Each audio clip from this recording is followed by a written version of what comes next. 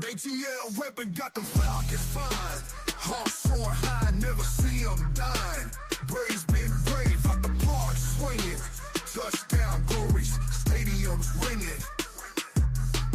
Peach State pride, gold medallion glowing. Frozen swish, ice trace showing. Ring within reach, brace for blast. Riding through the city, we built to last. All right, everybody, you know what time it is. The Real Talk Sports Show is coming up right now.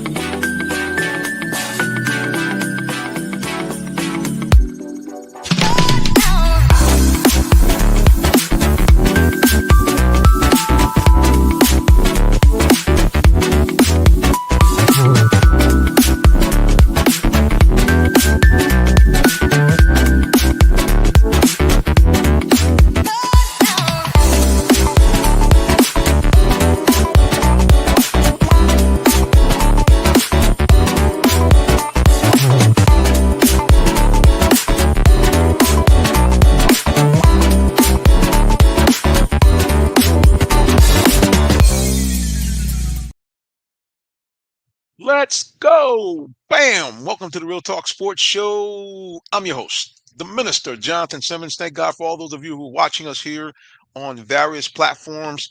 We're doing something a little different tonight. We're on Wednesday night. Normally we're on every Tuesday night, but last night we were at the game. You say, dude, what kind of game are you talking about? It was the Champions Classic, little basketball. Able to see four of what they call the so-called Blue Buds. Michigan State against the number one team in the land, Kansas, and Duke against Kentucky. So we were there, wanted to get some of that. As you know, we're going to look to expand our coverage of sports. I was thinking about dialing it back, but I don't know, man. I think that the Lord has opened some doors for us. So we're going to go ahead and forge ahead and give you guys some great sports coverage from all types of sports. You don't even know what we're going to put on the Real Talk Sports. No, we're going to be covering all kinds of stuff because people say, hey, man, there's places where people aren't. And I've always had the philosophy with this show, and even I try to do it in life in terms of on selling. I want to be in the place where the least number of people are competing. I'm just saying, I'd rather be the big dog in the small pen. That works for us. Because we like to try to be in that spot because oftentimes that's the ground floor. And when things blow up, guess who is right in the middle of it? That's right, the Real Talk Sports Show. And speaking of that, I want to give a big shout out to especially to those of you who are watching us on YouTube. And I want to thank those of you who are watching on the replay on YouTube because some of you people do. And the reason why I do that, want to do that, is we are really rapidly approaching a big number on YouTube for us. As you guys know, we just eclipsed the 1,000 subscriber marker not that long ago. We also have recently broken the 1,100 barrier, and we are just, I believe, one subscriber away from reaching 1,200 subscribers on YouTube. I gotta tell you guys, this is a big deal for us because we languished at around 700 or 800 subscribers for years. I mean, literally for years. I mean, no joke. I mean, the first our first YouTube page, I was like only YouTube page, started back I think like in 2009. And we just kind of didn't get anywhere. But thankfully, thanks to YouTube Shorts and all those of you who have kind of piped in and let me know kind of this is what we like. I've changed many of the things that we're doing. We're doing a lot more shorts because that seems to be driving the engine for the YouTube algorithm. More people are finding us. But like I said, I want to thank you and you and you and you, those folks who have been with us from the opening bell. And also want to thank the people on Facebook. You guys have really been expanding our Facebook page. We are now getting, in some cases, from the live stream football games, as many as 4,000 or 5,000 views. That's because of y'all. All right. Speaking of basketball, like I said, we're going to have our man on very soon, Deshaun Tate. He's going to join us, talk a little bit basketball, because there's some stuff going on. Like I mentioned, we were at the big game, the big tournament, the Champions Classic, which I said Michigan State, which is and you'll see when Deshaun comes on, he'll be talking about that. He's party, and they took on Kansas, and then in the second game, Duke took on Kentucky. So, like I said, again, these are teams that between the four of these teams, they have won a stunning 19 NCAA titles. 19. So we were pretty pleased to be in the middle of that. And the other cool thing is a big shout out to ESPN Events. I've had my angst with them from time to time as far as access, but for the Champions Classic, it's great. We have full access even on the floor, which we don't get with the NBA or anybody else. So a big shout out to ESPN Events for giving us smaller guys lots of access to be there on the floor and right in the middle of the action. Because the energy is different when you have that. And like I said, again, we look forward to having Deshaun Tate hopefully join us in the next few minutes to talk a little bit about that. Meanwhile, we're going to talk about some professional basketball. We're waiting for Deshaun. All right, Hawks fans, this team drives me bananas. The Atlanta Hawks have once again, as they always do, an up and down season. You know, they get you all cranked up. We start off 2-0. Everything was clicking. You know, Trey was averaging, 30 plus points a game or 10 assists a game. Jalen Johnson started to ball out. And then even midway through, after about game six, Richard, that's right, Zachary Richard, the new Frenchman, the number one draft pick overall in the NBA, had a breakout game, 33 points. And I told people, man, if we could just get half of that from him on a regular basis per game, this Hawks team would be tough to beat. Well, of course, that didn't happen. Richard Shea went back to being what everybody think he is going to be, a project player in the NBA. We're a guy that has great upside, but we're not going to maybe see much of that this year. And he's kind of falling back into giving you 7 points here, 8 points there. But I don't want to talk about the negative. I want to talk about the good news. The Hawks, with multiple players out, including DeAndre Hunter, including Vit Krejcik, who's a guy who's last year came off the bench and been a 3-point bomber, and the man himself, Trey Young, all out as the Hawks traveled up to the Boston Celtics to play in the first round of this in-season tournament. And the Celtics beat the brakes off them here in Atlanta by 30 points with Trey Young. And it looked like they was going to get more of the same in Boston. But no, the Hawks shocked the world. They win the game 117 to 116, and actually have now won the first game of this in-season tournament. This Hawk team just never just see this to amaze me and baffle me at how they do these kind of things. Anyway, let's get the stat line for this game. First of all, let's look at the home team, the Celtics. As you expect, Jason Tatum and Jaylen Brown torched the Celtics. Brown was out for the first game, so he said, I'm going to get my revenge. 37 points, 5 rebounds, 2 assists for Jaylen Brown, who was last year's MVP in the NBA Finals. Jason Tatum, a guy who is in the top 5 in the league, 20 points and 6 rebounds. Derek White, a guy who really kind of came on the scene as a sixth man for the Celtics. But more importantly, I think confidence went way, way up when the Olympics team put him on the team ahead of his teammate, Jaylen Brown. He destroyed the Hawks last night, 31 points, 6 rebounds, and 5 assists. But as I mentioned, the Hawks won the game 117 to 116. The winning basket came on a putback by Onyeka Okongwu. And speaking of Okongwu, good game for him, 15 points, 6 rebounds. Larry Nance Jr. pressed in the service off the bench. Nance lit him up, 5 3-pointers, 19 points, and 2 assists. And that's right, Larry Nance Jr. For those of you who are OGs like me, remember his dad, the high-flying dunker, Larry Nance. So he is junior. And Jalen Johnson, a future NBA All-Star, dropped a triple-double, 18 points, 13 rebounds, and 10 assists as Johnson shows his skill set in being a disher as well as a swisher. And to wrap things up, Dyson Daniels, one of the best defenders in the NBA and a guy who now has proven to be more than recompense for the Hawks trading off All-Star from last year, DeJounte Murray. Dyson had his best offensive game in his career, 28 points.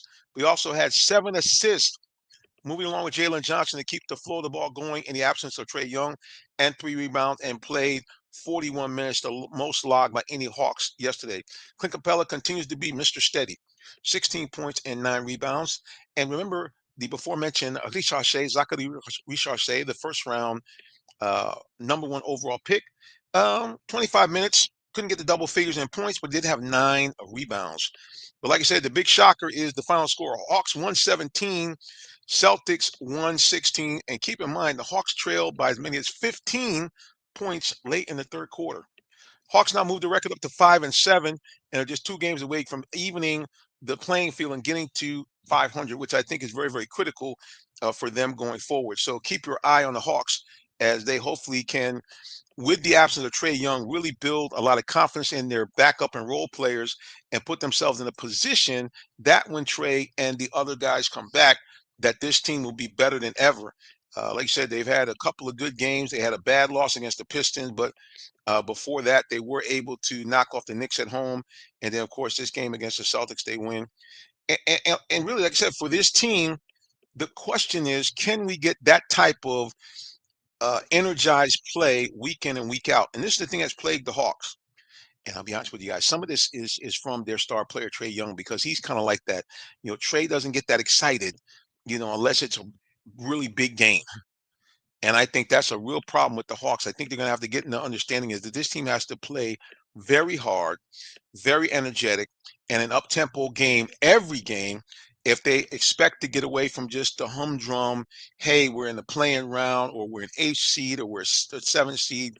This team, from what we've seen, has the capacity to be a team that can, in fact, be a fourth or fifth seed, especially the way the year's starting off so far. Now, the Cavaliers are running away with it, boys. Believe it or not, the Cavaliers have not lost a game yet this season. They're 12-0. They lead the East even over the vaunted Celtics, who are at 9-3, 3 games back. But after that, it flattens out. Everybody in the East is either 500 or just below that. Magic, Pacers, Knicks, all playing 500. Right after them, the Nets, 5-6, and then the Pistons and the Hawks both at 5-7. So the good news is, even though they're 7 games back of the undefeated Cavaliers, they are just literally 1 game out of the third slot right now. So if this Hawks team can get their act together and play more consistently, this is a team that could find themselves finally once and for all in a much better position as they get into playoff seeding. Well, he's back, boys and girls. This is a gentleman you guys haven't seen for a while. He has been doing husband and daddy duties, but he's back on deck. He is and really one of the nation's best basketball analysts. We call him a basketball savant. Mr. Deshaun Tate is back in the building, sir. Welcome back. Man, I appreciate you for having me, Rev. Good evening to you, first and foremost. And it was definitely good to be able to get a chance to see you on last night. It was a lot of energy in the building. The squeakers are squeaking. That's the noise you hear. The balls are bouncing, and that could only mean one thing, and that's that basketball is arrived. And what I know a lot of people love, I call it that football stuff.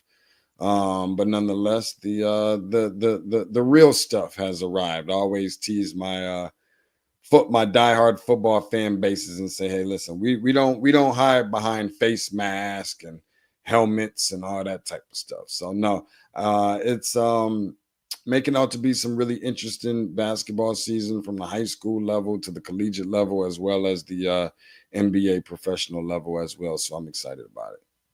No doubt. Well, last night we saw something I know you enjoyed. It was a treat. The Champions Classic. We call it the Battle of the Blue Bloods. Yeah, Kansas taking on your Michigan State Spartans, and of yeah. course the Blue Boys, Duke and Kentucky. Definitely, it was must-see TV. A lot of excitement going on. Let's go to social media real quick before I ask you what you think about last night. We got our good buddy Sullivan, one of our longtime Facebook friends. Sullivan says, "Oh shucky ducky, the one and only shucky ducky, old man Sully is back, and as he likes to call me, Pastor J Slice." Well, baby, not on the green. Sully, appreciate you, man. Welcome back to the show. He please put up at some point the new restaurant chain you guys are involved in. I tell you, Sean, we went out. He used to be involved with Village Burger. So me and Okay. the Queen went out to. I had to drive a little bit. It was up in Johns Creek, buddy. Oh, my neck of the woods. You should have came to Buddy, say hello. I mean, we got down, got down. He had some serious grub on the table. Yeah. But anyway, just want to shout him out. All right, what was your thoughts as your Spartans basically held their own with the number one team in the nation? What was your thoughts about the Spartans, and what do you think about the giant there, Mr. Dickinson, for the Kansas Jayhawks? No, I think the main thing, especially for a team like Michigan State, I think the main thing being that you typically don't see your best brand of basketball out of Michigan State this early in the year. I think you hardly or rarely ever do. It's games like this where you start to kind of ramp up or do some heavy scheduling, right? Laying it on thick. Um, in the non-conference and obviously within the conference, and loading up that schedule so that you can have that opportunity to say, hey, we have the experience now going into March with all the madness and all that good stuff. So um, it was I'm always okay with a loss being a loss. I'm always okay with a team being better than you on paper and maybe even showing it on the floor, right? But you got to compete. And I think Michigan State did that. You got to stand and fight. You got to punch back when you get punched. And I mean, think about, I mean, they're playing the number one team in the country. I think that was a game more disappointing, at least for me. But for a lot of Spartan fans, that could have been won had some of your better, key contributors did just that much more in terms of contributing. You had some really good play out of Jason Richardson's son and Jace Richardson and a couple other guys on the team.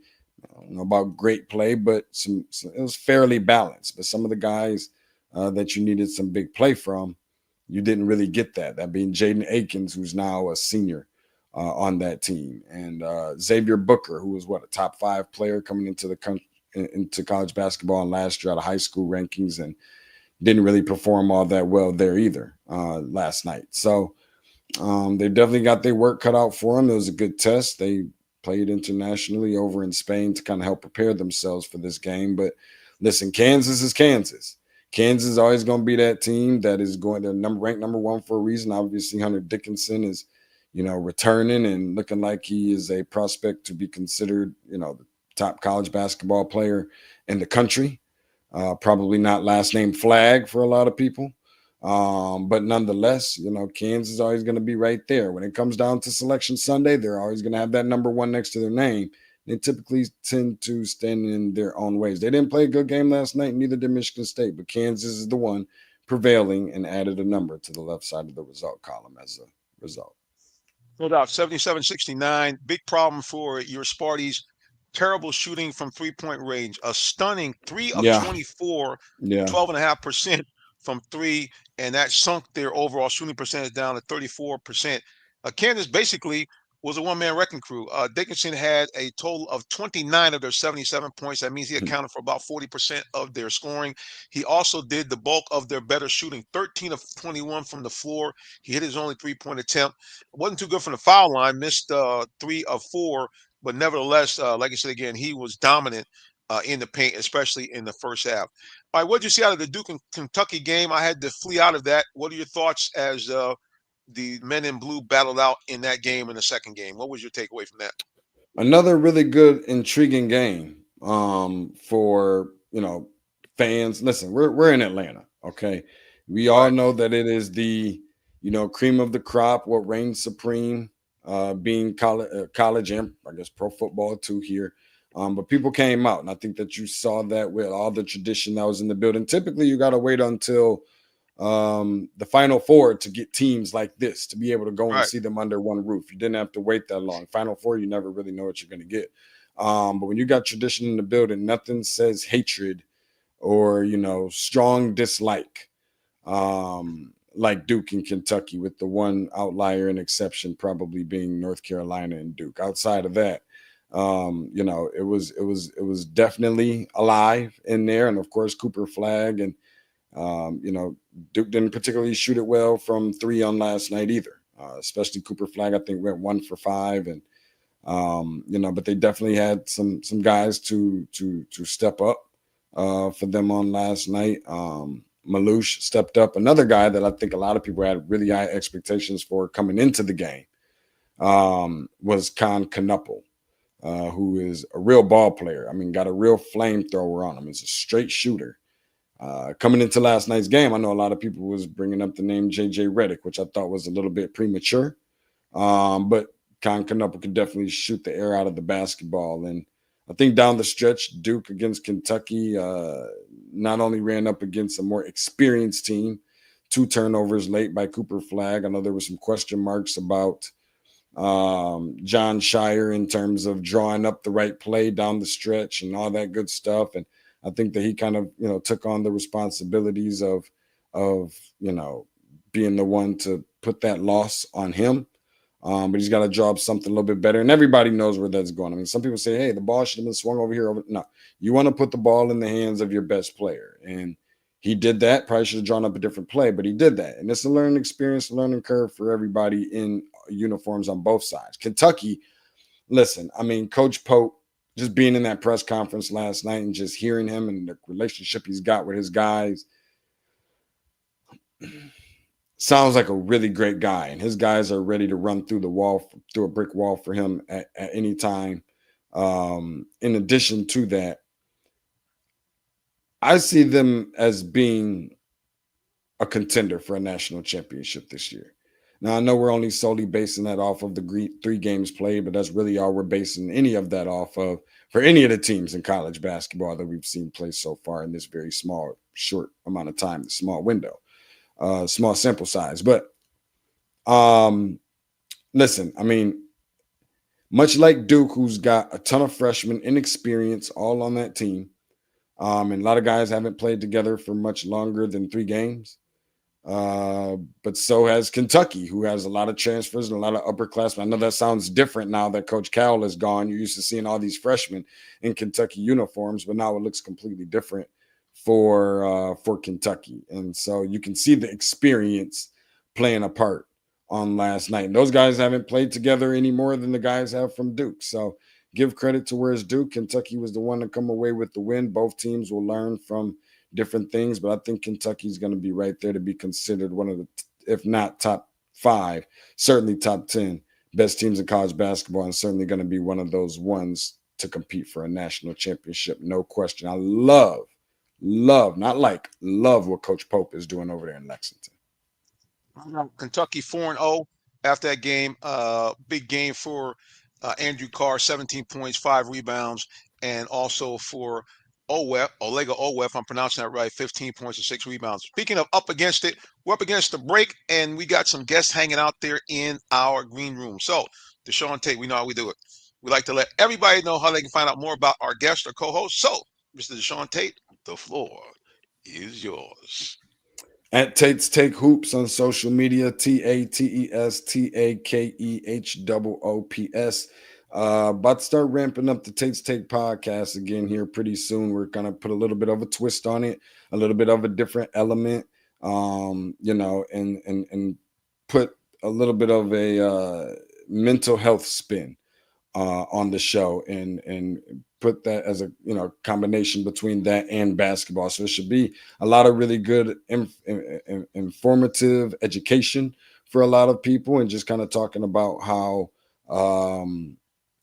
mental health impacts our athletes of today. So it's going to be a little different. We're still going to talk a lot of 94 feet long, 50 feet wide basketball for all those who love basketball. So I appreciate you, Rev, for having me on the show on today. It was really good to be able to see you on last night, and can't wait to do it again. Look, man, we're going to drag you in, hopefully know a little bit about high school basketball, because that's a new venture that we're getting into this year, getting into high school basketball. So we're going to drag you in for your comments on that. All right, guys, keep it locked for more of the Real Talk Sports Show. You know what time it is? It's Jonesboro night. We'll be back with more of the Real Talk Sports Show in just a moment. Don't go nowhere. We'll be right back. Looking for a vehicle? Come to Allen Vigil Ford Lincoln in Morrow, Georgia. We're a family-owned dealership that's been serving the Atlanta area for over 40 years, offering an unbeatable selection of new Fords, Lincolns, and pre-owned vehicles. Enjoy our exceptional customer service and great financing options tailored just for you. Visit us at 6790 Mount Zion Boulevard in Morrow, Georgia, located just 20 minutes from downtown Atlanta. Call us at 678-364-3979 or visit online at alanvigilford.net. Coming up next, it's the Real Talk Sports Show, bringing you great sports talk with perspective. Now, here's our host, Jonathan Simmons. All right, guys, we're back here on a Wednesday night. The Real Talk Sports Show is back in the building. Big shout out to all those of you who are watching, especially those Jonesboro Cardinal fans, because I know that you've got to be very excited. The Cardinals back in the playoffs, and not only back in the playoffs, but hosting a first-round game at Tara Stadium. And, of course, you know who, the Real Talk Sports Show, will be there on the scene. But since we had to shift our show from Tuesday to Wednesday because we were down covering, as you just saw, the Champions Classic with all the big-time basketball programs from Kansas and Duke and Kentucky. Well, we got a big-time program right here, football program. The Jonesboro Cardinals, and they're in the building full strength. First of all, I see him in the green room, the head coach, and the man who was actually picked a couple of weeks ago on 92.9 The Game on their Coach of the Week. Our man, the Timothy Floyd, is back in the building. Coach Floyd, what's going on, sir? Hey, good evening. How you doing? Doing fantastic. Let's see what else you got in here in the building. Of course, the main man behind the scenes on social media, and also the guy that makes sure that line is always on point. Coach Serp is in the building. Coach, welcome back, sir. How you doing? Fantastic. And speaking of line, we got a couple of big men in the building. Matter of fact, that's his nickname, the Big Ticket. Jeremiah Ticket is back on the show. Jeremiah, what's going on, man? Hey, how you doing? And Mr. Cortez Redding, another all-around man that handles himself in any way you need, with the ball, without the ball. He's in the building. Cortez, what's going on, man? What's up? How you doing? Doing great. And then, hold on, he's getting his camera straight. I think Isaiah's in there somewhere. There he is. Hey. What's going on, young man? What's up? There it is. He got everything, got the mic on and everything. There we go. Well, gentlemen, first of all, big congratulations to all of you for reaching the playoffs again this year, and not only that, getting a home game. First of all, Coach, how's it feel? Well, it feels pretty good. It's been quite some time since we've had a home playoff game, so we're pretty excited about that. As you should be, man. Actually, I was there at that game. If I want to say you played some guys from down further in South Georgia, or something like that, if I can remember correctly. I can't. It's been a little minute. So anyway, congratulations. Got to feel good, and to, like I said, be able to have a home game. Now, what does that mean for you guys? I'm gonna ask you first, and then Coach Serb, in terms of preparation. Does it change much, or is everything still the same? Talk to us a little bit about that. Preparation is still the same. Our thing is do the things it take to go 1-0 every day. The only thing that is different is Friday we have to have a full day of school instead of traveling. But we're student athletes, right? So we're pretty excited. We're pretty excited about it. And Coach Serb, how you get that line ready since they can stay at home, not have to worry about getting on that bus and traveling maybe someplace in South Georgia or someplace out in the weeds? Like you said, the preparation is still the same, but it does feel a lot better to have, some people in your ear that root for you, rather than a few people in the stand. So it feels good that we're gonna have this, this home field kind of, I can say advantage, but people behind us. No doubt. So who do you guys actually play in this first round? I think it's a team from Fayette County? We're playing Maynard Jackson. Maynard Jackson. So APS. That's right, APS. So right. Now they played APS. They got some thumpers over there. So I'm sure you guys are going to be ready to have a big game and a long game to be able to pull out this victory. Mm-hmm. They're the athletic team, well coached. So we're gonna have to line down and play some football. Those guys, our guys better get their rest and be ready to play. Isaiah, how do you feel about having this home game here to know that you got home fans going to be able to watch you play in the playoffs? And the other question is this your first time playing in the playoffs? No, sir, this is not my first time playing. I feel very excited. I feel like as a team, we ready and mentally prepared. All right, Big Ticket, how about you? What are your thoughts about this game, and especially the fact that it's at home? Thoughts still same. Just gotta push harder because I know it's go win or go home. There you go. Cortez, your thoughts. My thoughts is I feel like it's way better to play at home because it feel like the majority of the people on your side. So, but the process still the same. Still got to prepare the same. Still get ready for the game. Do everything the same. But I just feel like it's a little better to play at home. We got advantage all our people there from our city to support us.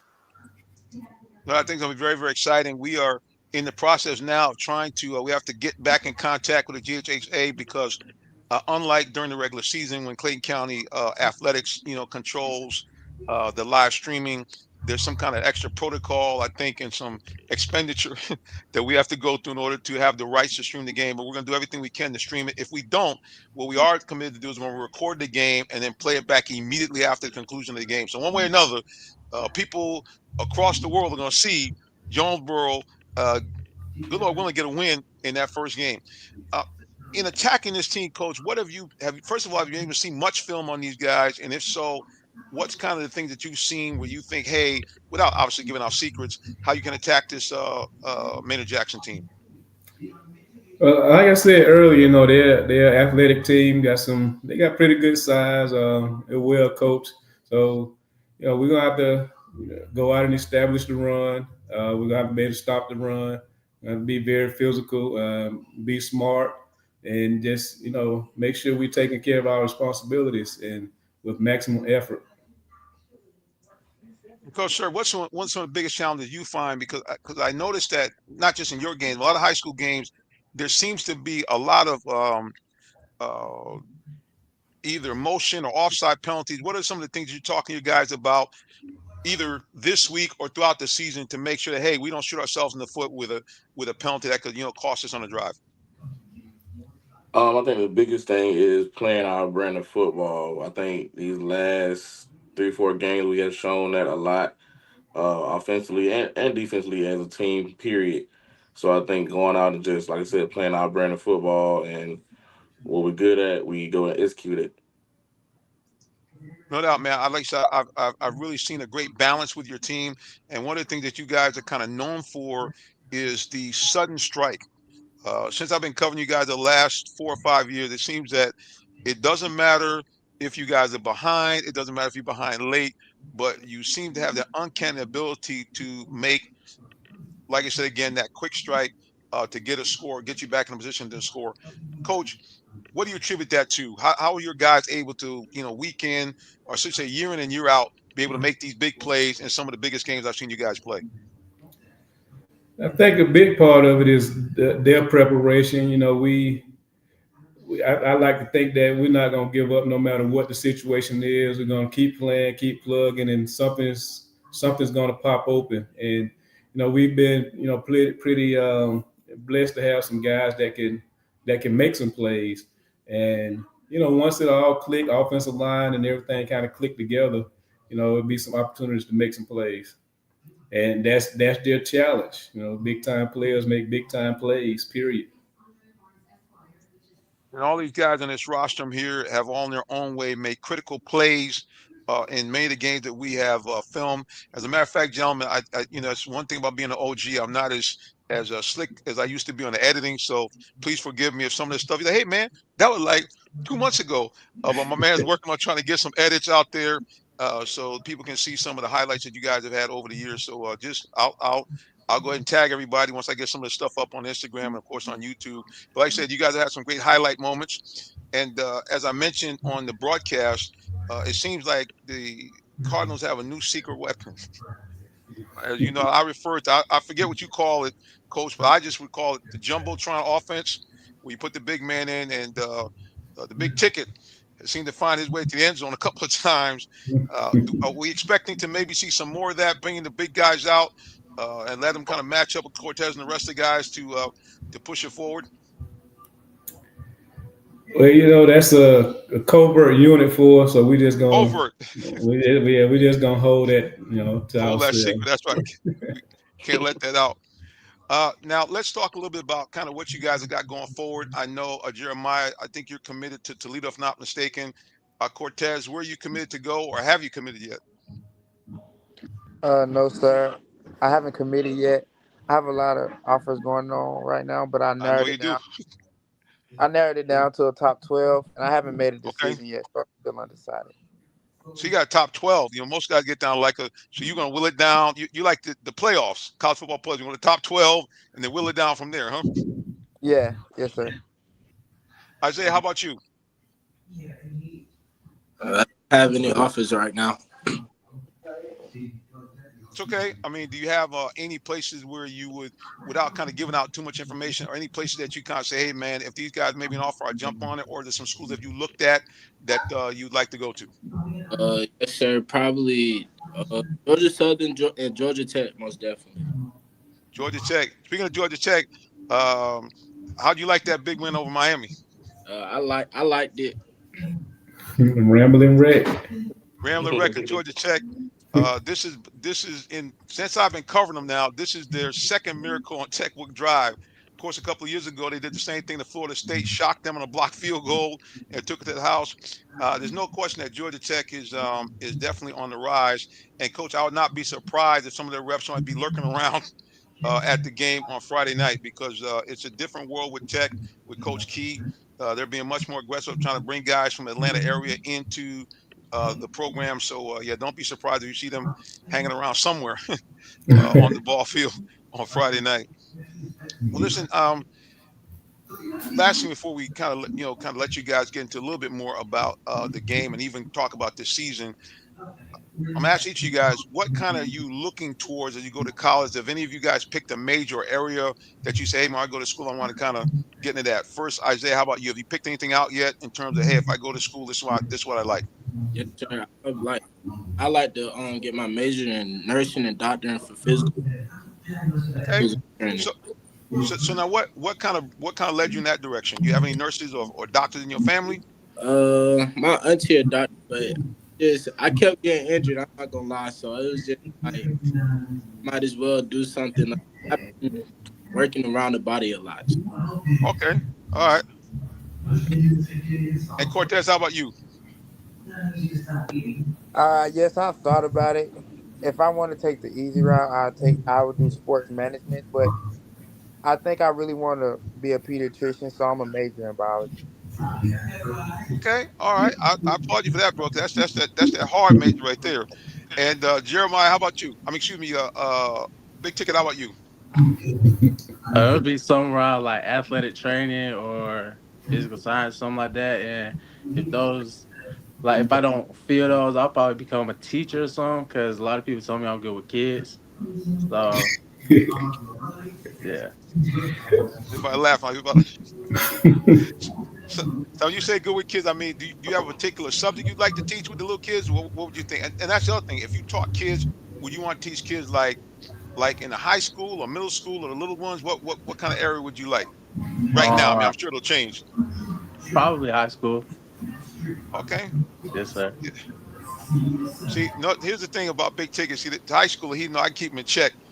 You come in there, man. Nobody thinks that. No, we ain't gonna try to teach today. We gonna go ahead and sit down, do what he says, and obey and act right. Well, guys, listen again. We are very excited about the fact that you guys are there. What would you want to tell fans as they get ready to think about coming out to this game? We Who would be need first? we need everybody to make a lot of noise. Make a lot of noise, especially on third down. Anytime they have the ball, we need everybody up making a lot of noise. Make it. We at Terra Stadium, and we excited to be at Terra Stadium. We just need everybody to make a lot of noise. Coach, Coach, sir, what would you like to tell them. see on Friday night? Man, we need the whole Clayton County, the whole South Side, everybody to come out to the game. Like Coach Floyd said, make noise. We need all the support. There you go, gentlemen. First, Isaiah, what would you want to see when you look up there in the crowd? What do you hope for in this game as far as fan participation? I just want to see everybody excited and on their feet. Like Coach Floyd said, make the place noisy, feel like it's home, make the other team confused. Cortez, you? Yes, just to piggyback off what they said. Yes, just everybody show up to the game, support us, be as loud as you can every third down, stand up, make noise, make them feel uncomfortable. And Coach Floyd, we're gonna hopefully get one of them "Let's Go Burrow" chants. Yes, sir. Jeremiah, how about you? Same thing they said. A lot of noise. We need the stadium post on 10. Everybody show up. Oh, this is gonna Hostile be packed environment. house. Like you say again, we Clayton County is representing themselves pretty well. You guys are in. I guess also Lovejoy is in, but they're going to be on the road, I believe, down at Woodward Academy. Now, did Drew get in? Like I said, I kind of lost track after a while. I was covering stuff in DeKalb County. So, are you two guys, you and Lovejoy, the only two teams, or did Drew make it as well? It's just us and Lovejoy. All right, well, that's two of the best. You guys have been two of the best in the county on and off for the last decade. So who better represent Clayton County than you guys? Well, look, man, like I say again, we appreciate you, and we're gonna do everything we can. We're trying to pull some strings here and there to get in to do the live stream because so many people have enjoyed doing that. And of course, if I am able to do it, I have the link for you guys sometime tomorrow. We can kind of distribute, but we look forward to being there, whether we live stream or whether we film it and replay it. We will, good Lord willing, have the Jonesboro game available to everybody on our normal social media, which of course you know how to do it. Follow us on Real Talk Sports and #7. Speaking of social media, all right, gentlemen, I'm gonna leave it to Coach Serb. How can people follow Jonesboro and find out what's going on with that program?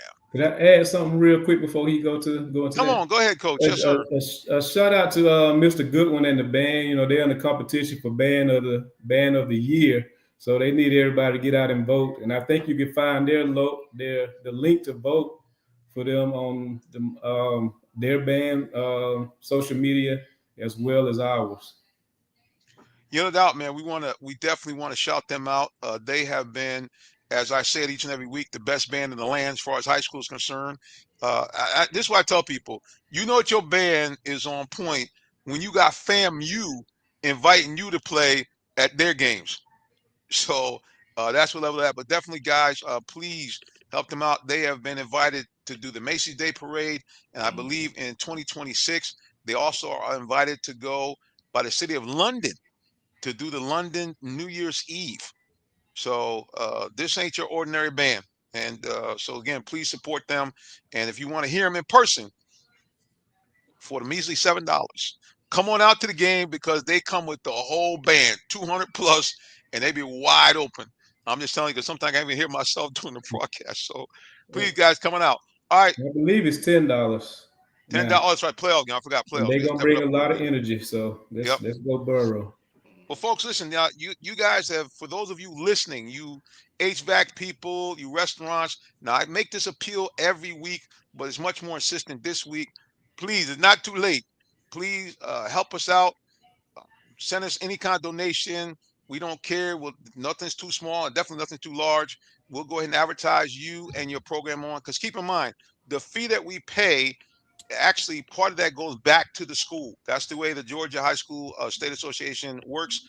They make sure that once the fee is played, the live stream, the broadcast, a portion of that, I think half of it goes back to the school. So your dollar, half of your dollar goes right back to Jonesboro High School. So please hit me up and I'll give you the information once we go. All right, let me help out the crew.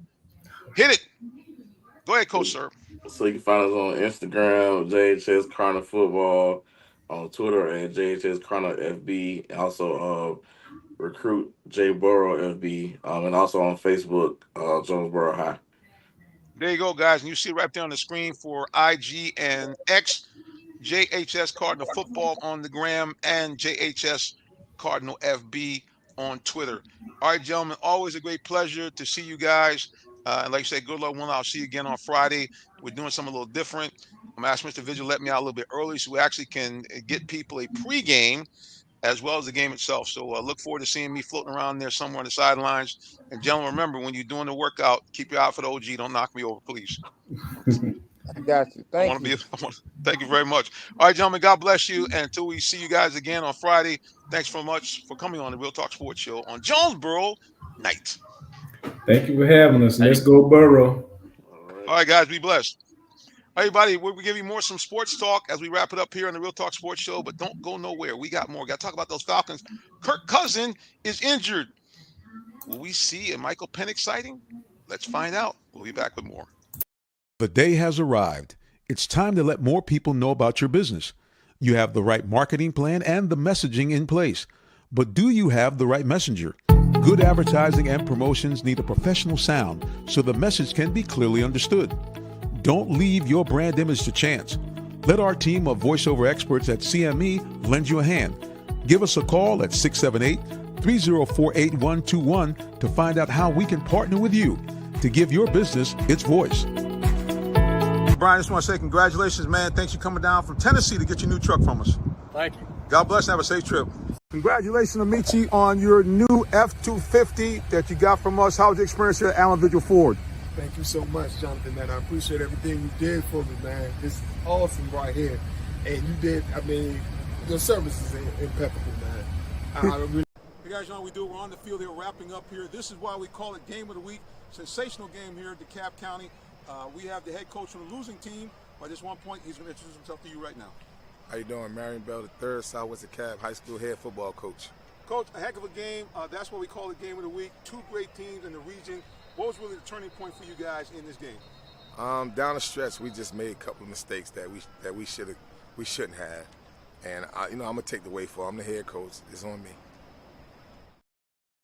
We'll let you guys take a quick peek at a gentleman that was just honored with the Atlanta Falcons Coach of the Week. That was head coach Marion Bell from Southwest DeKalb. For those of you who are not from the Atlanta area, Southwest DeKalb was a legendary program, one of the first urban schools to really make its mark in Georgia State football playoffs. It was coached at the time by the legendary Buck Godfrey. And Coach Godfrey, over a period of time, kept Southwest DeKalb as one of the most feared high school teams in the state of Georgia. And a big shout out to them and to Coach Bell for being Coach of the Week. Coach Bell has taken the Southwest DeKalb program, which has been kind of a little bit in disrepair since Coach Godfrey left. But Marion Bell has done the job here, brought his team to 8-2 record, and they are number 2 overall in their region, and they will be hosting a home playoff game. We'll have one of our correspondents out there, Mr. Barry Brown, to get you some post-game interviews from Coach Bell, especially if they win, and from the top players there. So if you also get a chance, follow Southwest DeKalb. Another team we want to shout out is Stevenson. The Stevenson Jaguars, also from DeKalb County, will be back in the playoffs and back as regional champions.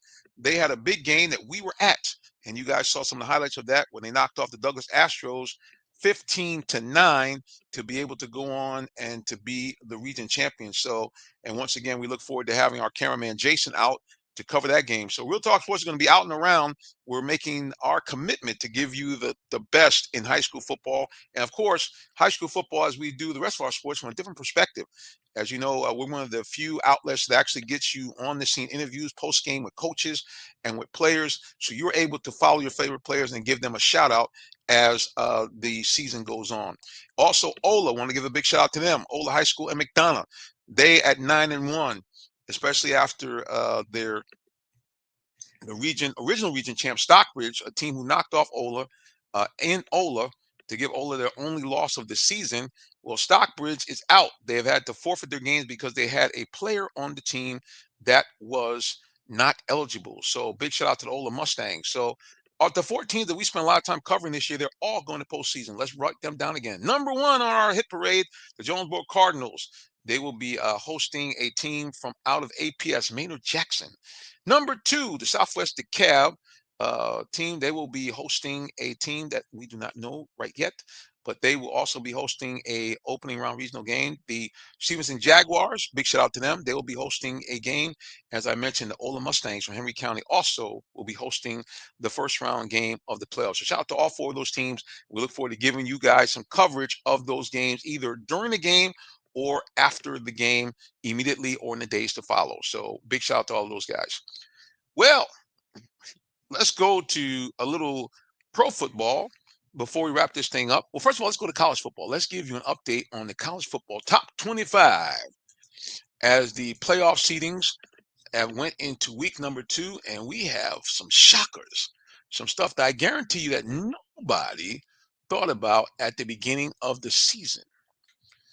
And let's look at some of the rankings here. First of all, in the top 25, and then in the college football playoff rankings. And this is where the shocking things are going to come out. Let's take a look here. These are the college football playoff rankings as of today. Let's take a look here. Number 1 overall, still undefeated Oregon Ducks, back up to the number 2 slot, beat Ohio State Buckeyes 8-1 at number 2 overall. The Texas Longhorns easing their way back up, now in the number 3 slot. They were outside the top 4. They're back in again, 8-1. The Penn State Nittany Lions have now eased their way in at 8-1, even though they lost to Ohio State. They are now number 4 overall. So if everything was to go on today, those would be the top 4 teams that would get a bye for the first round. Now let's give you the next 4 teams would actually host home games. The Indiana Hoosiers, probably the biggest surprise of all this year, 10-0. From the Big Ten, they're number 5. The BYU, I don't know what the BYU's nickname is. Anyway, BYU at number 6, also undefeated, 9-0. The Tennessee Volunteers, after knocking off Alabama, 8-1, they're number 7. And Notre Dame has now creeped up into that top 8 at 8-1. And again, those teams I just mentioned will all have home games for the first round of the playoffs. Number 9, Miami, who succumbed to another infamous miracle on Techwood Drive. The Georgia Tech Yellow Jackets knocked them off. It knocks Miami out of that top 4 into number 9. So they'll be on the road in their first playoff game. Alabama at number 10 also will be on the road. And Ole Miss, after doing the unthinkable, knocking off, and I say, not shouldn't say knocking off, humbling the Georgia Bulldogs at home 28-10 on a rain-soaked contest. And speaking of Bulldogs, they are right behind Mississippi at number 12, but they will be on the road. Knocking on the door right behind them, Boise State 8-1, SMU 8-1, Texas A&M 7-2, Kansas State 7-2. But wait, the biggest guy everybody's looking for at lurking around at number 17, Colorado has their destiny in their hands. If they win out, Coach Prime and the Buffaloes would find themselves in the college football playoffs. And what a story that would be for college football, and I dare even say football fans everywhere, if Coach Prime could get his Buffaloes in just his second year into the college football playoffs. So that's your top 12 guys. Georgia just narrowly hanging on at the number 12 spot. All right, so that's our wrap up here for college football. Let's go quickly to the NFL and, of course, our Atlanta Falcons. Breaking news. On the injury reports, for the first time this season, Kirk Cousins is on the injury list. And today, he was limited in practice. That's right. So does that mean that we'll have a Michael Penix Jr. sighting? Probably not. But it is intriguing to think about the fact that Kirk is on that list for the first time. And the fact that even the Falcons didn't put him on the list is very intriguing as well. And keep in mind, those injuries are to his right shoulder, and that's his throwing arm. He was banged down very hard on a late game sack versus New Orleans in that loss. So Kirk Cousins a little banged up. But I will tell you guys, I mean, I don't want to make this clickbait, which I didn't. At the end of the day, I saw Kirk Cousins on last night. You know, Kirk is a Michigan State grad, was an outstanding football player there. And so he was at the game. He looked okay. He was happy to be there cheering on his Spartans. Again, I didn't get close up seeing him walking. Of course, you know, sitting down, I didn't see him favoring his shoulder or anything like that. So the bottom line is I'm pretty sure Kirk will be back ready to go. But it is interesting that he was limited in practice today, and the Falcons actually had to put him on the injury list. So God forbid something happened to Kirk, a hard tackle or sack, we could see the very first appearance of Michael Penix Jr. for the Falcons. Now, don't get me wrong. I'm not trying to rush this. I think Kirk's a great guy. I want to see him, you know, be able to get out there and lead the Falcons to postseason and a shot to get into the Super Bowl. But the fact that he's on that list, you know, and they kept it real quiet. They kept it real quiet. Shh, don't say anything. But Kirk is on the list, along with multiple Falcons are on that list. And so the Falcons now going to this game against Denver. They're going to that rarefied air. And I got to tell you, folks, that this game against New Orleans was really a game the Falcons, I don't think, really could afford to lose. It was really a bad loss for them, and I'll tell you why. Going into that game, they're 6-3. If they beat New Orleans at 7-3, that pretty much ends the conversation for anybody, including Tampa Bay, to catch them and get to the NFC South title, which to me, I think is the Falcons' best route to postseason play. I don't think you want to be a wild card if you can all avoid it, unless you have a wild card home game, which you can kind of work around that. But then that you have one extra game you have to play if in fact you have any shot to get to Super Bowl, which is still a long shot for the Falcons. But at the end of the day, the idea of having that first game at home, being a division champion, and putting yourself, I think, in the best possible track to advance deep into the playoffs. If they won that game on Sunday, it's pretty much a wrap. 7-3, they would have had a 3-game lead over Tampa Bay. Um, they would have had an outstanding record in the NFC overall. I think the record in the NFC would have been 5-1. So to put them in an outstanding position in their ability to, no matter what happens, whether it be through a divisional crown or through the wild card, the Falcons have put themselves in an outstanding position. But now at 6-4, and also would have afforded them the ability that if they went out and lost to Denver at 7-4, not the end of the world. You have another loss, but the loss is the AFC loss. So it really doesn't count on your ability to be able to advance in the NFC. And again, at 7-4 with half the season to go, even though they have a very tough schedule, if they split those games, you find yourself at no worse than 10-7, which that should be more than enough to win the NFC South. Now at 6-4, if somehow or another you go out to Maha Stadium, which is this is no easy mark because the Denver Broncos are strong in the areas that the Falcons are weak. And what are those areas? The Falcons have a terrible problem containing mobile quarterbacks, number one. And number two, with a banged up offensive line, with multiple offensive linemen injured, and an already injured Kirk Cousins, you put them in a position where now the Falcons are very vulnerable to find their $100 million quarterback unable to potentially finish a game, which nobody wants. And not only that, no drop back quarterback who has limited mobility wants to be under constant pressure, which Denver is one of the best in the league on defense. I think they're ranked number 5 overall. So it's going to be a tough game for the Falcons to win. So again, going back to my original point, you go into the game at 7-3, you lose the game, like I said, you're 7-4, you're still 3 games over 500, and you still are in the catbird seat as far as you're controlling your own destiny in both the NFC South and the NFC wild card situation, if it even gets to that, or if you get any tiebreakers. Now you go out to Denver at 6-4, you lose that game. Now you're 6-5. You're precariously just 1 game above 500, and you now brought yourself 1 game back as far as your lead over Tampa Bay, who, by the way, boys, they've been to the playoffs the last 2 years, and Baker Mayfield, like him or not, this guy's a player. He loves the game of football, and he enjoys this game, and he's having a great time in Tampa Bay. Even though Mike Evans has been out, Godwin has been out, it doesn't matter. He seemed to find ways to get this team win, even though they lost last week.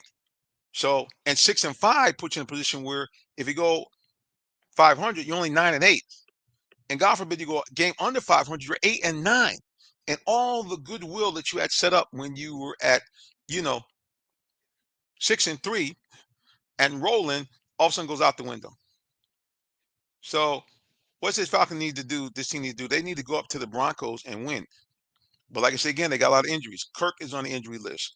Tyler Algier is on the injury list. The big tight end, Charlie Warner, he's on the injury list. May not play, he's in the concussion protocol. Your best lineman overall, Chris Lindstrom, he's banged up. So the Falcons are in really precarious situation. Now, like I say again, I get it. I know you're saying, hey, well, they're playing the Broncos. Broncos are not necessarily that good, but they have shown flashes. And like I said, you're in a situation where you are playing against a running quarterback, a guy that has shown that he's had some games where he's been able to thrive a little bit under the Sean Payton system. And like I said, that defense, New Orleans had some great defenses when Payton was there. And it looks like they can get more of the same out of Kansas City. So, out of Denver. So at the end of the day, it's going to be tough. Let's go ahead and look at that injury report here, as I talked about. And Denver, by the way, they're no scrubs. They're 5-5. They're at 500. They're looking to gain some traction to improve their position to get to the playoffs. All right, let's take a look here again at the injuries. For the Broncos, Brandon Jones, their safety, they're not quite sure. Limited practice today. Zach Allen, the defensive end, he was limited. Delaren Turner, Yale, safety, also is battling a knee injury, but he had full participation in practice. Drew Sanders, linebacker, he's got an Achilles injury, full participation in practice. Not necessarily the biggest guy. He's got 22 tackles, though, so he's been decent for them. Josh Reynolds, wide receiver, he's not really been a big factor, but he is injured as well, full participation. Ed Locke, full participation. He has been a big part of that defense at the safety position. He's got a sack. He's got 3 tackles for loss. With 43 tackles, he's amongst their leaders, and he has 2 passes defended. So he's got a bad thumb, but again, PJ Locke for the Denver Broncos, their safety, will be playing on Sunday. Let's meanwhile flip over to Falcons. Taquan Graham, defensive lineman, he's got pectoral injury. He did not participate at all in practice. Charlie Warner, as I mentioned, suffering with concussion protocol. He did not participate in all in practice. James Smith-Williams, a guy who got a sack a couple of games ago. He's got tibia injury. He did not participate. Okay, he's got 7 tackles for loss. He's been a big part of that defensive line rotation, and there's a good possibility he won't be playing. Antonio Hamilton, he's on a practice squad. He's been in some games, not necessarily a huge loss, but again, it's a depth situation. Got a hamstring injury, did not participate in practice. He has made some plays from time to time. D. Alford, this is a big one. Your nickelback, he's got a hamstring injury. Nothing good about that when you're playing defensive back. He didn't participate in practice. Remember, D. Alford has made some big plays for us. Had a sack. He's had multiple passes deflected, and it seems like he knows how to come up with big plays when you need him. Here's a guy who I think, if he was healthy and the Falcons were in the right scheme, this guy I think could really offer an answer to some of the woes in terms of an edge rusher. Zach Harrison, the big lineman out of the Ohio State Buckeyes. He's got an Achilles injury. He's been battling, limited in practice today, and just not quite sure if he's going to be able to go. Ryan Newsel, he's come in to fill in for other linemen who've injured. He's played quite well. He's limited in practice. Chris Lindstrom, I mentioned to you, probably one of the best offensive linemen in the NFL. He's limited. Troy Anderson and J.D. Bertrand at the linebacker spots. Both of these guys are really football players. They have a nose for the ball. They're hustlers. And in terms of Troy Anderson, when this guy is healthy, he is outstanding going from sideline to sideline. The problem is he never stays healthy, because I think the Falcons got him playing out of position at inside linebacker, which caused him to take on big linemen, which I think creates these constant injuries. Both him and Bertrand most likely are going to be game day status. Anderson still nursing the knee injury, and in case of Bertrand, he's in the concussion protocol. Last but not least, as I mentioned, Kirk Cousins is on the list, along with Drew Dahlman, Lorenzo Carter, Drake London, and Mike Hughes. All of these people I just mentioned for the Falcons are all key contributors to this Falcons team. So the question is going to be, are these guys able to get right, and can the Falcons find a way to once again focus and eliminate the dumb mistakes, like what happened last week on their way in for a sure touchdown? They went from 2nd and goal on the 4 to 2nd and goal from the 22, effectively eliminating any shot for a touchdown. Now, Younghoe Koo came in and kicked his only field goal in 4 attempts, and that's another story. But the Falcons blew an opportunity there to score, which could have changed the tenor of the game. First of all, they would have had a lead. Instead of being down 21-17, you add the 4 points from that touchdown, they would end up 21-20, and it would have been a moot point as far as Younghoe Koo is concerned. Speaking of Younghoe Koo and concern, we're concerned about him. I know that Coach Ross says we're going to ride and die with him, but lately we've been dying. I shouldn't say that. I mean, yesterday was a terrible game. Remember, this guy's won 2 games with us with his big leg, including a 58-yarder back in Mercedes-Benz Stadium. But he's not the same Koo that we've been used to. He's only hitting an all-time historical low of only 70% of his kicks. Now, that means 7 out of 10. Guys, that's like free throw shooting in the NBA. If you're shooting 70%, that's not good. And same thing as a kicker, 70% is not good. So that means you missed 3 out of every 10. And with the league having so many one-score games, that is a big problem. Well, guys, look, we're going to wrap it up right here.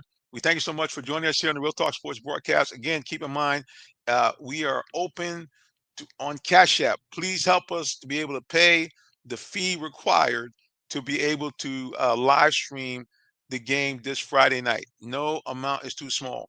Let me see if I can get our Cash App up here on the phone, not on the phone, but on the screen. There it is right there. $ C Media ENT. If it's a company, please put down your company name.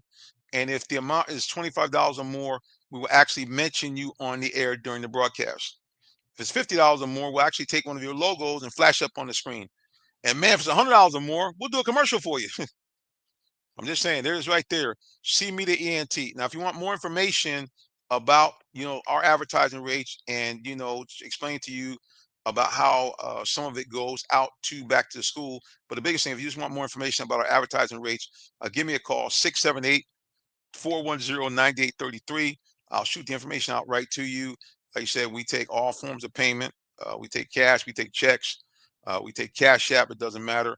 But again, contact us if you want to be part of helping us, live stream these broadcasts. Like I said, there is a cost, pretty substantial.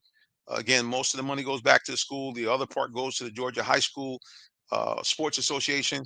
But please, we want to do the game. 678-410-9833. I know it's a late ask, but the preacher, going by the word, says, ask, ask, and it shall be given unto you. Seek, and ye shall find. Knock, and the door shall be opened unto you. So I'm asking you, contribute. And here's the way you can do it. If you just say, look, we just want to contribute so you guys can do it. We got the Cash App. C Media ENT. That's what we are on Cash App. Hit us up there, or you can call me, text me 678-410-9833. Email me, jsimmons@realtalksports.net. And like I said, again, we can even send you a full-blown advertising package, extremely reasonable. And like I said, you'll be supporting the schools and the football program. All right, guys, before I go, I like to do it. I want to make sure that you guys have the spiritual side of your life set, because I am a real minister. I didn't get it off the internet. I'm a licensed minister. And so I'm concerned about your soul, concerned about your well-being. And the way that you can kind of make that much better and really secure yourself for eternity is to believe in our Lord and Savior. I'm going to use government name for a second, Yeshua HaMashiach, aka Jesus Christ. Repent of your sins and believe in him. Believe that he rose from the dead and he died for all of your sins. If you do, two great things happen. Number one, you become a citizen of the kingdom of heaven. And number two, you become an adoptive child of God with all the rights therein. It means you now can go to God like a heavenly parent, asking for anything you need or desire, and according to his will, he'll give it to you. And the other big thing, which is more important, is that when you leave here, when you die, you go to that wonderful, beautiful, spectacular place called heaven. There's none of the following: no pain, no pandemic, no bad people anywhere. You never get old. You never die. You never cry. And it never becomes night, because the glory of the Lord illuminates the whole kingdom. And you now can do something that I'm sure many of us want to do. You can see God and mighty Yeshua HaMashiach, Jesus Christ, face to face. And you get to be with all the people of love, all the beautiful people, even some of your relatives and friends that have gone on forever. And you avoid that nasty place called hell, where all the stuff I just mentioned is not there. Matter of fact, it's the opposite. It's dark, it's dreary, it's painful, it's horrific. And you're with the devil, all his demonic hosts, and all the worst people ever to live on the earth. And the other thing, too, you're cut off from God and all the people of love forever and a day. I don't know about you, but I like option number one instead of option number two. All right, everybody, until the next time we get back together again, we simply say God bless you and have a wonderful rest of the day or evening, whichever may apply. So long and take care. See you.